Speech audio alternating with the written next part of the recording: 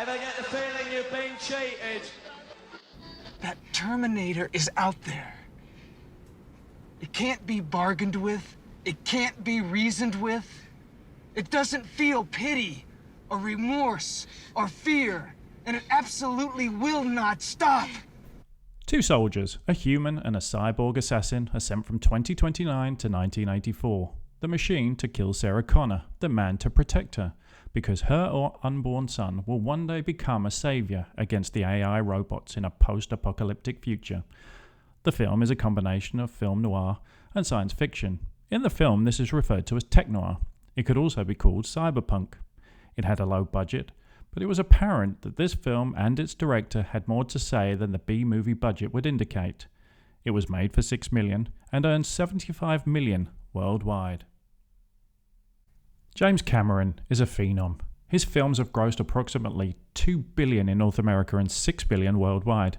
Success wasn't just handed to Cameron. He worked odd jobs, including as a truck driver and a janitor, while he wrote in his free time.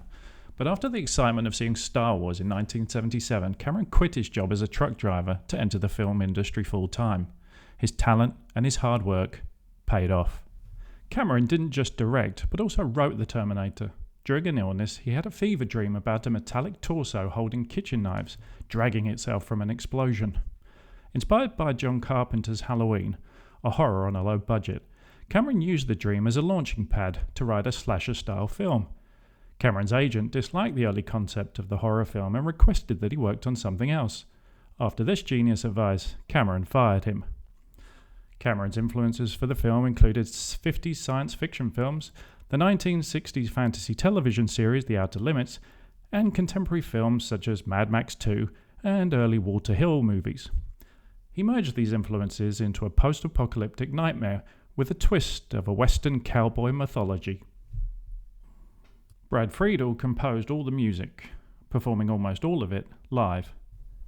Stan Winston is arguably the greatest special effects artist of all time. He's best known for his work on the Terminator series. He also worked on the first 3 Jurassic Park films, Aliens, the first 2 Predators, Iron Man, and Edward Scissorhands. He won 4 Academy Awards for his work. This man truly is a legend. This film is worth watching just for his work alone. This film is from back when Arnie was still a Republican, at least a Hollywood version of a conservative. Fuck you, asshole. I can highly recommend some of Arnie's other movies: Commando, Predator, Total Recall, The Running Man, Terminator 2, True Lies, and Conan. Other actors were considered for the part of the Terminator, including his friend Sylvester Stallone. The studio suggested O.J. Simpson, but Cameron did not feel that Simpson would be a believable psycho killer. This is one of the best pieces of casting in movie history. Arnold read for the part of Reese, but preferred the character of the Terminator. Although he may not have had total faith in the film, during an interview he was asked about his next project, The Terminator. Schwarzenegger responded, "Oh, some shit film I'm doing. Take a couple of weeks." Arnold had fewer than 100 words. Cameron said that somehow even his accent worked. It had a strange, synthesized quality, like he hadn't got the voice thing quite worked out. Schwarzenegger tried to have the iconic line, "I'll be back," changed, as he had difficulty pronouncing the word "I'll." It is still by far Arnold's most believable performance. It is a testament to Arnie that he became the biggest movie star in Hollywood without the ability to act. Fuck you, asshole. The film also stars Linda Hamilton, who is one of the best female leads in an action movie of all time, second only to Ripley from Aliens, another Cameron movie. Cameron is great at well-rounded, believable female action heroes. They're not overpowered beyond belief or elevated by degrading the male character. How can it be that Cameron gets this so right in the 80s and has become so wrong nearly 40 years later? Michael Biehn is also great in this film. I really don't get how he wasn't a bigger star.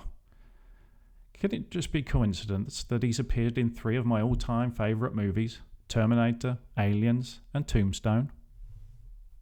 This film poses many important questions beyond the B-movie action facade. What it is to be a man.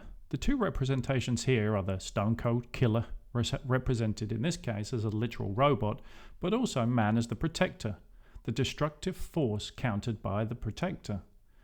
The hero protects the woman, but by association, the family as a whole. Love, through hope, is created out of a dystopian future. The other aspect the film explores is AI and robotics. This becomes more relevant with each passing year. What happens when robots become self-aware? Will they reject their human creators, just as science has destroyed God? We can compare this to Hitchcock's Birds. Just as if nature turns against us, we're doomed. Here, Cameron is showing us a vision of a world where technology rebels.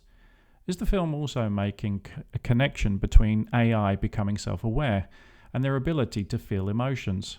Is it just coincidence that the telephone answer machine message states, "Machines need love too"?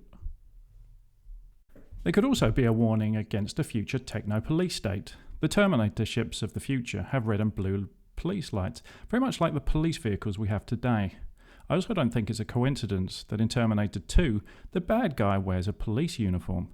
Questioning authority seems very relevant in 2021. There is also a not-so-subtle reference to how the media controls us.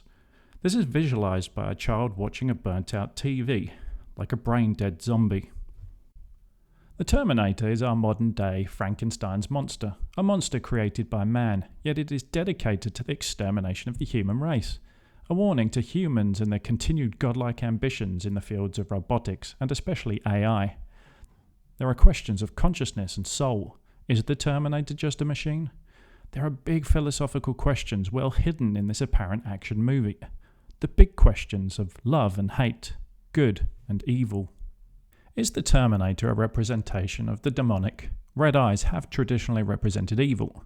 Does the pulling out of the heart in the film represent the killing of love or emotion? The robot could be the embodiment of cold logic, Reese of love, sacrifice, and emotion. Religion is embedded in the foundation of this film. Reese and the Terminator are modern-day versions of the eternal struggle of Cain and Abel. If AI is the new God, or rather Satan, then the Terminator is the Antichrist. This would make Reese the Joseph, John the Baptist figure. We even have a very strange Virgin Mary scenario. Her unconceived baby is the saviour of humanity. This ultimately makes John Connor the Jesus figure. After all, he is the salvation of mankind against the soulless satanic rise of the robots. This film is an example of a strong female character before New Wave feminists destroyed the heroic female character by making them superior to their male counterparts. If you're going to relate to a heroic character, there has to be a struggle. Unfortunately, female heroes in Hollywood today cannot show weakness or need the help of a man. Sarah Connor is nothing special at the start, but slowly rises to the challenge, eventually defeating the Terminator. This is scriptwriting 101. It's not rocket science.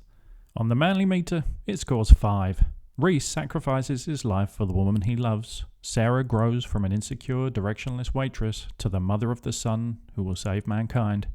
Even the robot in this movie is manly on steroids. Fuck you, asshole. I'll be back.